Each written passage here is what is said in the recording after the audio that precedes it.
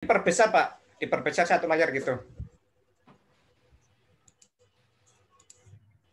Ini udah satu layar, Pak. Oh. Oke, disampaikan aja, Nah, Pak. baik, saya udah ya. Baik, sebagaimana kita lihat pada layar ini kita mengetahui peraturan perizinan akuntan publik itu uh, terkait dengan peraturan perundang-undangan, yaitu Undang-Undang Nomor 5 tentang tahun 2011 tentang akuntan publik, PP Nomor 20 tahun 2016, kemudian PMK 154. Kemudian yang terkait dengan ujian pengalaman praktek ini, Dewan Pengurus IAP itu telah menerbitkan peraturan asosiasi nomor 6 tahun 2017, itu ditetapkan tanggal 8 Agustus 2017 tentang sertifikat pengalaman praktek bidang audit dan assurance. Nah, sebagaimana yang kita ketahui bahwa sesuai amanah dari Undang-Undang Akuntan Publik pasal 6 ayat 1, di sana disampaikan bahwasanya ada beberapa poin yang A itu memiliki sertifikat tanda lulus ujian profesi akuntan publik yang sah. Nah, ini dibuktikan dengan sertifikat CPA yang poin A ini. Kemudian yang B memiliki berpengalaman praktek memberikan jasa sebagaimana dimaksud dalam pasal 3. Nah, terkait persyaratan untuk mengajukan izin menjadi akuntan publik ini, Undang-Undang Akuntan Publik memberi amanah kepada Menteri, peraturan Menteri. Nah, kemudian seiring berjalannya waktu, pada tahun 2017 itu diterbitkan peraturan Menteri PMK nomor 154, itu yang diundangkan di bulan November 2017. Nah, yang selama ini menjadi pertanyaan rekan-rekan semua, ya, saat ini teman-teman CPA non signing itu dihadapkan pada ujian AASL dan ujian kompret. Nah, padahal coba file ke bawah Pak Hidayat, kita tampilkan peraturan asosiasi yang di bawah itu, kalau nggak salah halaman 3 atau halaman 4, itu peraturan asosiasi nomor 6 tahun 2017. Kalau kita baca itu di sana menimbang, ya, menimbang itu di sana mencantumkan Undang-Undang Akuntan Publik. Ini ya, menimbang ya A, B, yang B itu yang C itu adalah Undang-Undang Akuntan Publik. Di sana tidak mencantumkan PMK gitu. Nah, memang sebenarnya peraturan asosiasi ini sebenarnya itu otomatis batal demi hukum, tidak bisa berlaku. Kenapa? Yang pertama, di dalam Undang-Undang Akuntan Publik maupun di peraturan pemerintah nomor 20, di sana tidak ada amanah untuk melakukan ujian kompetensi, tidak ada. Bahkan di PMK 154 itu di pasal 3 ayat 3 itu dokumen pendukung untuk pengajuan izin praktek, huruf B itu kalimat yang disebutkan itu adalah surat keterangan pengalaman praktek. Yang lebih kita mencengangkan, ya, peraturan asosiasi nomor 6 ini diterbitkan bulan Juni 2017, sedangkan PMK itu mulai diundangkan bulan November 2017, artinya yang menjadi pijakan perizinan akuntan publik adalah PMK 154 itu bulan November 2017. Peraturan PMK 154 itu mendapat amanah dari Undang-Undang Akuntan Publik pasal 6 ayat 1, di bawahnya ada amanah untuk peraturan Menteri Keuangan PMK 154. Artinya ujian AASL dan ujian komprek yang ditetapkan melalui peraturan asosiasi nomor 6 tahun 2017 itu tidak sesuai dengan Undang-Undang Akuntan Publik, meskipun di sini menimbang mencantumkan Undang-Undang Akuntan Publik.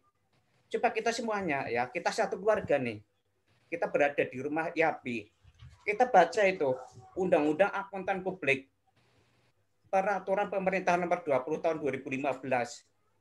Di sana tidak ada satu pasal pun, tidak ada satu ayat pun yang mencantumkan ujian kompetensi sertifikasi pengalaman praktik. Tidak ada pasal pun, satu pun tidak ada, ayat pun tidak ada. Bahkan di peraturan Menteri Keuangan yang mendapatkan amanah dari Undang-Undang Akuntan Publik, tidak ada amanah kepada IAPI untuk melakukan uji kompetensi. Yang ada itu adalah huruf B, surat keterangan pengalaman praktek. Nah, di situ IAPI diberi kewajiban oleh PMK 154 itu adalah melakukan verifikasi pengalaman praktek. Nah, di situ untuk 1000 jam pengalaman prakteknya. Nah, seharusnya dengan dasar PMK 154 ini yang merupakan peraturan perundang-undangan yang mendapatkan amanah dari Undang-Undang Akuntan Publik, CPA non-AP yang saat ini sudah memegang sertifikat CPA dan melakukan audit, namanya terdaftar di P2PK sesuai dengan ketentuan PMK 154 adalah 1000 jam, tentunya ini dalam 1 tahun saja sudah tercapai. Misalkan untuk 20 klien, misalkan si A untuk posisi manajer audit, klien A dia mensupervisi untuk satu klien misalkan 50 jam. Berarti dalam 1 tahun kalau kliennya hanya 20 itu sudah 1000 jam. Coba bayangkan kalau CPA non AP ini dia sudah misalkan lebih dari 2 tahun, lebih dari 3 tahun dan seterusnya. Itu pasti ini sudah melebihi dari ketentuan 1000 jam. Artinya kebijakan IAPI menerbitkan peraturan asosiasi nomor 6 ini tidak relevan dengan undang-undang. Bahkan kita sama-sama ini, kita bersaudara dalam satu rumah.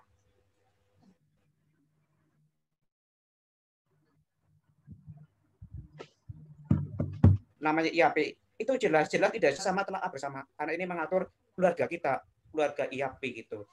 Untuk perizinan akuntan publik ke depan. Jadi dengan dasar seperti itu, sebenarnya sesuai dengan amanah peraturan perundang-undangan yang ada, IAPI itu menerbitkan peraturan asosiasi nomor 6 itu sebagai dasar untuk melakukan ujian AASL dan komprehensif. Itu jelas-jelas bertentangan dengan peraturan perundang-undangan yang berlaku. Walaupun ini organisasi, tapi organisasi itu ada potensi keliru gitu. Seperti pemerintah saja, pemerintah menetapkan undang-undang, menetapkan peraturan pemerintah.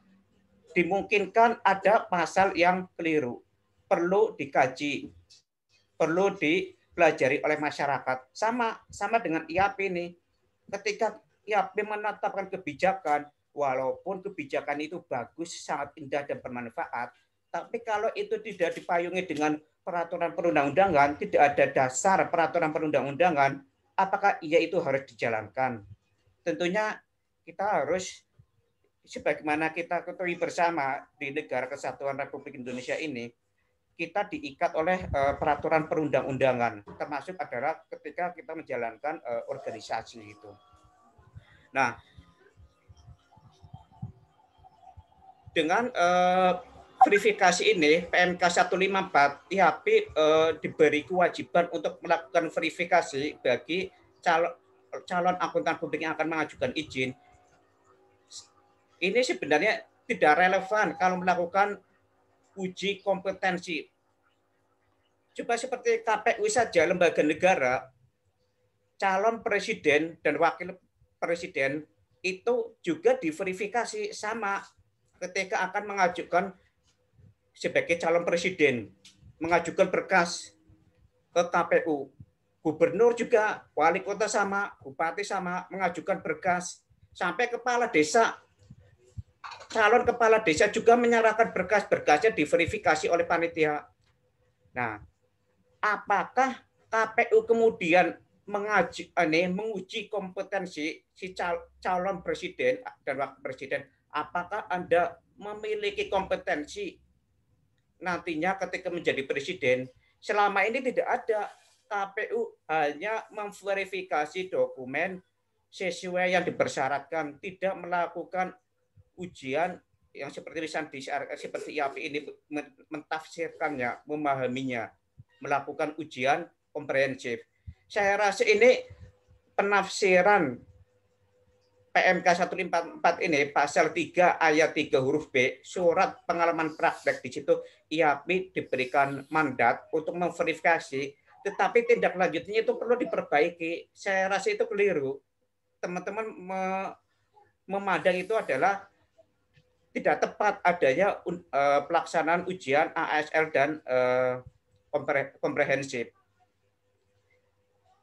Kita semua tahu itu calon presiden, calon gubernur ketika akan mencalonkan diri sebagai misalkan itu sebagai gubernur, di sana disyaratkan pasti menyerahkan berkas persyaratan. KPU diwajibkan memverifikasi apakah ada tafsir dari KPU untuk melakukan uji kompetensi. Sampai hari ini tidak ada. Bahkan calon kepala desa saja juga tidak ada verifikasi, yang hanya sebatas dokumen. Nah, saya nggak tahu ini rumah kita, rumah bernama IAP ini kenapa memiliki tafsir kemudian melakukan sertifikat pengalaman praktek. Padahal di ayat di poin B itu jelas-jelas surat keterangan pengalaman memberikan jasa assurance. Narasinya bukan sertifikat, tapi surat keterangan. Nah, ini nantinya mungkin melalui besok pagi dan ke depannya pengurus IAP itu akan mengkaji, menelaah, dan kemungkinan akan menafsirkannya itu sudah benar dengan melakukan ujian komprehensif. Nah, masing-masing dari anggota CPA non-AP nantinya juga akan tidak setuju dengan kebijakan yang dilakukan IAP karena tafsirnya dari CPA non-AP ini, ujian ASL dan komprehensif ini tidak sesuai dengan poin B dari PMK, surat keterangan pengalaman praktek, yang di situ IAP berkewajiban untuk melakukan verifikasi. Seharusnya organisasi kita IAP itu melakukan verifikasi adalah memastikan misalnya si A itu sudah lulus ujian CPA, sudah diterbitkan sertifikat CPA. Maka si A ini mengajukan kepada IAP. Nah, kemudian IAP memverifikasi berkasnya. Oh, si A ini bekerja di KAP ini. Nah, kemudian memastikan di database P2PK dalam tahun ini mengaudit perusahaan apa saja. Jadi, mulai tahun buku 31 Desember 2017 itu setiap KAP di seluruh Indonesia itu harus mencantumkan jam kerjanya di sana. Mulai dari manajer, asisten manajer, supervisor, senior auditor, sampai dengan kelas junior auditor. Mulai tahun buku 31 Desember 2017, artinya itu dilaporkan di 2018 dan terus sampai hari ini. Tentunya di situ IAP nantinya sudah dapat memverifikasi, berarti si A itu sudah cukup memiliki 1000 jam. Maka IAP berkewajiban untuk memberikan surat keterangan bahwasanya si A itu telah diverifikasi dan si A itu memiliki pengalaman praktek selama sekian jam. Misal boleh di situ dicantumkan nama klien-kliennya gitu. Nah, dokumen inilah yang nantinya bersama sertifikat CPE yang sudah dilegasi ini diajukan ke P2PK bersama dokumen pendukung. Itu seharusnya seperti itu, seperti yang dilakukan oleh lembaga negara, KPU. Kemudian misalkan itu ada di lembaga negara aja, misalkan di pengadilan pajak. Nah, misalnya di situ Kementerian Keuangan tahun kemarin kebetulan masih di bawah pemenangan Kementerian Keuangan untuk perkutan hakim pajak. Di sana di awal pendaftaran itu kan kita semua mengetahui Kementerian Keuangan itu memverifikasi calon-calon hakim ad hoc pengadilan pajak. Nah, memverifikasi dokumen bukan melakukan uji kompetensi. Sama yang dilakukan sama dengan lembaga negara bernama KPU. KPU tidak pernah melakukan uji kompetensi si A, calon presiden A bersama wakil presiden harus maju, kemudian yang menilai itu KPU, itu sampai hari ini belum ada seperti itu. Yang ada itu adalah debat calon kandidat, biar rakyat menilai nantinya gitu.